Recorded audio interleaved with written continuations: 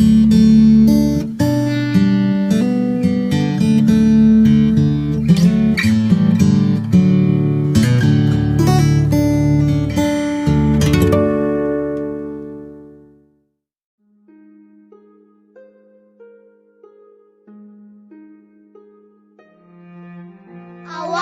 aktivitas dan pelayanan Anda melalui renungan pagi pulang ke rumah, dituliskan oleh Ellen G. White bersama Pendeta Denny Kanejo. Selamat mendengarkan. Shalom, selamat pagi para pendengar yang setia. Selamat menikmati hari yang baru. Selamat menerima berkat Tuhan melalui audio renungan pagi. Renungan pagi saat ini, tanggal 11 November 2020 berjudul Iblis adalah Perusak. Ayat inti kita terambil di dalam buku Wahyu 12 ayat yang ke-12. Demikian firman Tuhan. Celakalah kamu hai bumi dan laut, karena iblislah turun kepadamu dalam geramnya yang dahsyat, karena ia tahu bahwa waktunya sudah singkat. Mari kita ikuti penjelasannya.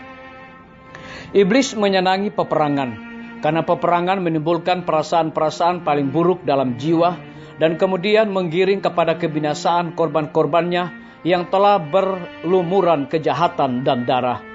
Tujuannya adalah menghasut bangsa-bangsa untuk berperang satu sama lain, karena dengan demikian ia dapat mengalihkan pikiran manusia untuk persiapan berdiri pada hari Allah. Iblis bekerja melalui unsur-unsur alam untuk mengumpulkan tuaiannya, yaitu jiwa-jiwa yang tidak bersedia. Ia telah mempelajari rahasia laboratorium alam, dan ia menggunakan seluruh kekuatannya untuk mengendalikan unsur-unsur alam itu sejauh yang diizinkan Allah. Waktu ia diizinkan menyiksa Ayub, betapa cepatnya kawanan kambing domba dan ternaknya, hamba-hambanya, rumah-rumahnya, anak-anaknya disapu bersih. Suatu musibah menyusul musibah yang lain dalam sekejap saja. Allah lah yang melindungi makhluk ciptaannya dan memagarinya dari kuasa perusak itu. Tetapi dunia Kristen telah menunjukkan penghinaan kepada hukum Tuhan, dan Tuhan akan melakukan apa yang telah dinyatakannya untuk dilakukan. Ia akan menarik berkat-berkatnya dari dunia ini dan mengangkat perlindungannya dari mereka yang memberontak terhadap hukumnya, dan yang mengajar dan memaksa orang-orang lain untuk berbuat yang sama. Iblis mengendalikan semua orang yang tidak dilindungi Allah secara khusus. Sebagian dibuatnya senang dan diberinya kemakmuran agar dapat melanjutkan rencana-rencananya, dan ia akan mendatangkan kesusahan kepada yang lain-lain dan menuntun orang untuk mempercayai bahwa Allah lah yang membuat mereka menderita. Sementara ia tampak kepada anak-anak manusia sebagai seorang tabib besar yang dapat menyembuhkan semua penyakit mereka. Ia akan mendatangkan penyakit dan bencana hingga kota-kota yang padat penduduknya menjadi hancur dan sepi.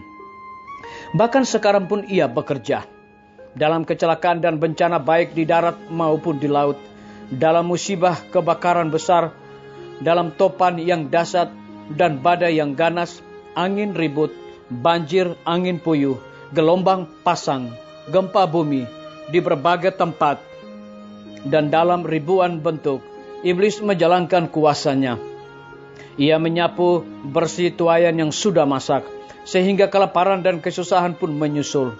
Ia mencemari udara sehingga ribuan orang binasa karena wabah. Bencana-bencana ini akan semakin sering terjadi dan semakin berat. Kehancuran akan terjadi baik bagi manusia maupun binatang. Bumi berkabung dan layu. Dunia merana dan layu. Langit dan bumi merana bersama. Bumi cemar karena penduduknya, sebab mereka melanggar undang-undang, mengubah ketetapan, dan mengingkari perjanjian abadi. Terdapat di dalam Yesaya 24 ayat 4 hingga ayat yang kelima. Dikutip dari buku Alfa dan Omega, jilid 8, halaman 619 dan 620.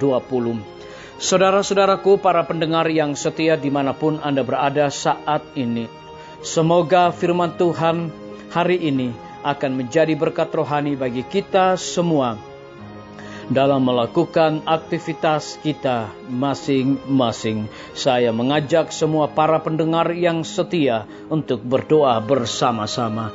Bapa kami yang bersemayam di dalam takhta kerajaan sorga, terima kasih oleh karena kebenaran firman-Mu di pagi hari ini menuntun dan menguatkan iman percaya kami untuk kami terus bertumbuh dan hidup setia kepada Tuhan. Pada pagi hari ini, hamba berdoa untuk para tim medis. Tuhan berkati dokter, perawat, bidan, dan semua para pekerja kesehatan yang ada di setiap rumah sakit yang ada di Indonesia. Biarlah di tengah-tengah pandemi ini Bapa Engkau curahkan hikmat pengetahuan sorga dan dedikasi sorga, agar mereka dapat memberikan pelayanan yang terbaik kepada orang-orang yang terinfeksi wabah corona. Kami juga berdoa bagi pimpinan-pimpinan organisasi gereja Tuhan, dari tingkat yang tertinggi sampai kepada jemaat-jemaat, bahkan seluruh gembala jemaat dimanapun mereka berada. Tuhan tuntun dan urapi mereka di dalam pelayanan mereka. Kami juga berdoa untuk guru-guru, kepala sekolah, dan semua anak didik dimanapun mereka berada saat ini. Tuhan lindungi, pelihara mereka, dan curahkan hikmat pengetahuan sorga juga kepada mereka. Kami juga menyerahkan TNI, Polri, PNS, wira swasta, petani, pedagang, nelayan, tukang grab, dan juga saudara-saudara kami yang ada di dalam penjara ke dalam tangan kasih dan rahmat-Mu ya Tuhan. Kiranya Tuhan lindungi dan cukupkan segala kebutuhan mereka juga. Kami juga berdoa bagi pemerintah kami dari tingkat yang tertinggi sampai kepada pemerintah yang paling terendah, yang ada di desa-desa bahkan RT-RT. Kiranya hikmat dan pengetahuan sorga juga Tuhan berikan kepada mereka agar dapat menjalankan roda pemerintahan boleh sesuai dengan amanat dan titah-Mu ya Tuhan. Terima kasih Tuhan Yesus. Dengarlah doa kami Bapa, dan mau mengampuni segala dosa kami, karena kami sudah berdoa hanya di dalam nama Tuhan Yesus dan Juru Selamat kami. Amin. Sampai jumpa. Tuhan Yesus memberkati kita semua. Betapa ku rindu negeri yang indah yang disediakan Bapa. Sana orang saleh memuji Tuhan, di surga senang kekal. Ku rindu ke surga, sana rumahku, rindu masuki gerbang mutiara. Tak pernah bersusah atau gentar, di surga ku hidup kekal. Sana kelak ku pandang wajah Rajaku, yang telah mati gantiku. Bersukacita selama-lamanya, di surga senang kekal. Ku rindu ke surga, sana rumahku, rindu masuki gerbang mutiara. Tak pernah bersusah atau gentar, di surga ku hidup kekal. Ku rindu ke surga, sana rumahku, rindu masuki gerbang mutiara. Tak pernah bersusah atau gentar, di surga ku hidup